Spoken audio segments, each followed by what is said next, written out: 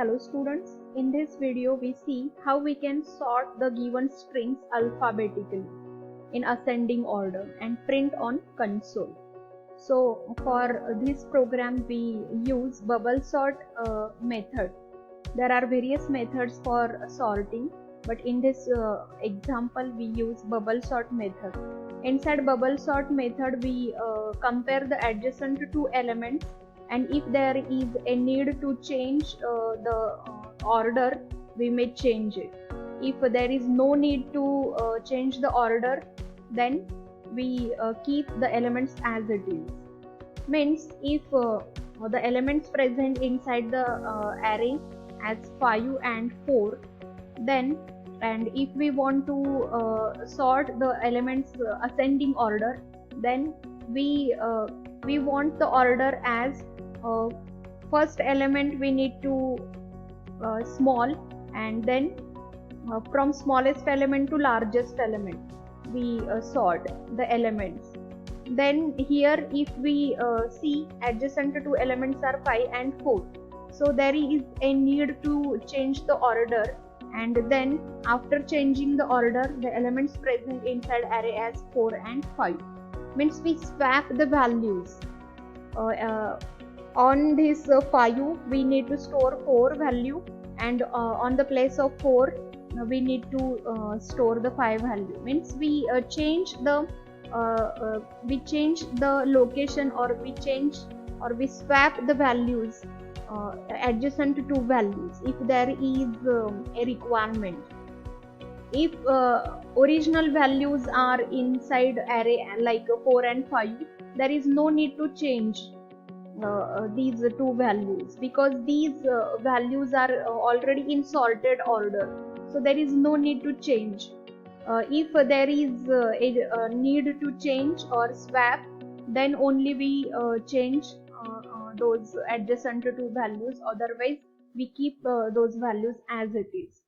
If my array contains the 5 values as 5, 4, 3, 2, 1, then at first iteration we compare the first two values, and we see here there is a need to change the sequence. So inside second step we change the or we swap these two values.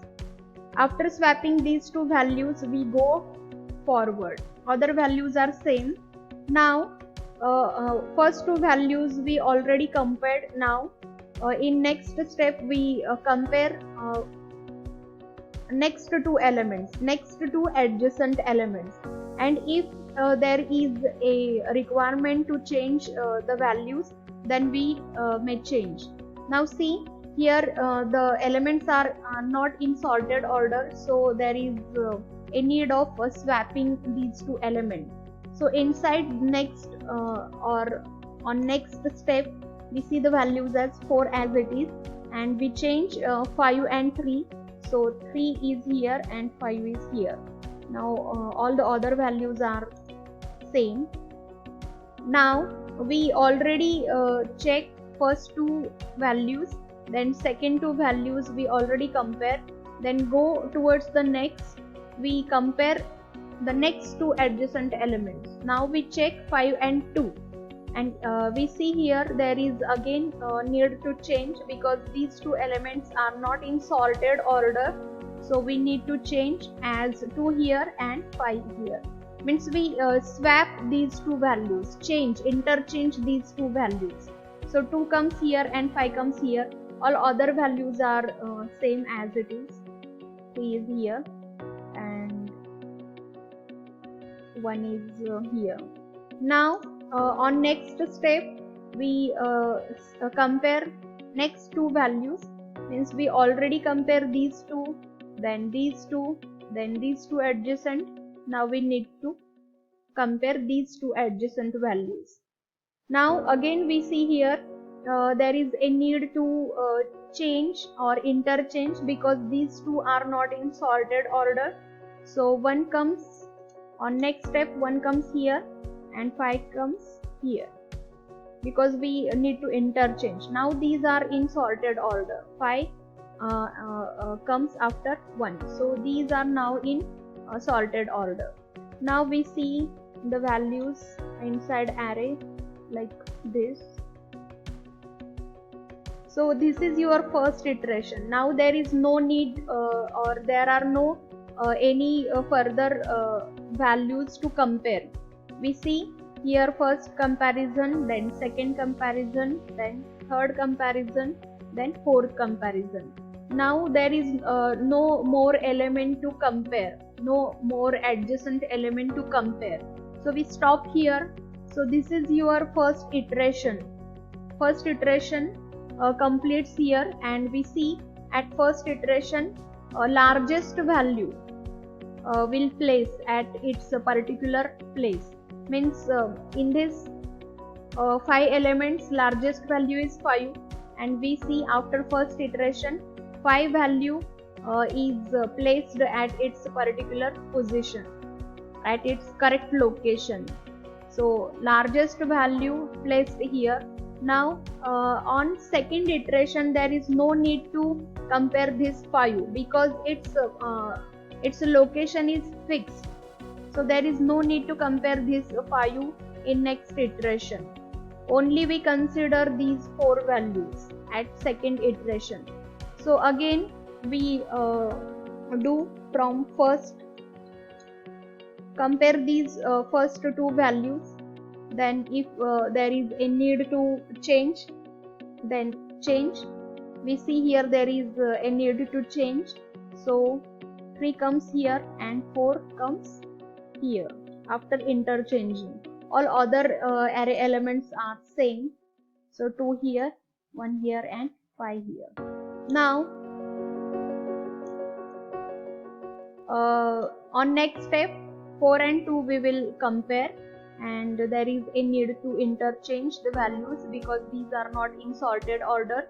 So 2 here and 4 comes here after interchanging. All other values are same. Then 1 here and 5 here. Now at next step 4 and 1 we will compare. So again there is a need to interchange the values. So after interchanging the values 1 comes here and 4 comes here. All other elements are same. So our array elements looks like this. Now we are, as I said earlier, there is no need to compare this 5. So at second step only we go towards the 4th element. So already we compare these 2 elements, then these 2 elements and these 2 elements. So at second iteration, second last element we fix here. See here 4th element or second last element placed at its proper location. In this way in third iteration third element will be placed at its correct position, and in this way we go towards the next iteration. And in this way bubble sort will work, and finally we will get the sorted array. If there are 5 elements, only 4 iteration we need to do. If there are 7 elements, then we need to do 6 maximum iteration. In 6 iteration we will get the sorted array. So in this way, by comparing the adjacent 2 elements, we do the bubble sort method. Means why this name given to this bubble sort method? Smaller elements comes at the top, and the largest elements come at the bottom. So that's why this method given the name as bubble sort. Smaller elements comes at the top of array, and weighted means larger elements comes at the bottom. As we move or as we execute the iterations, we will see the largest elements or larger elements go at the bottom side, move at the bottom side, and smaller elements comes at the top of the array.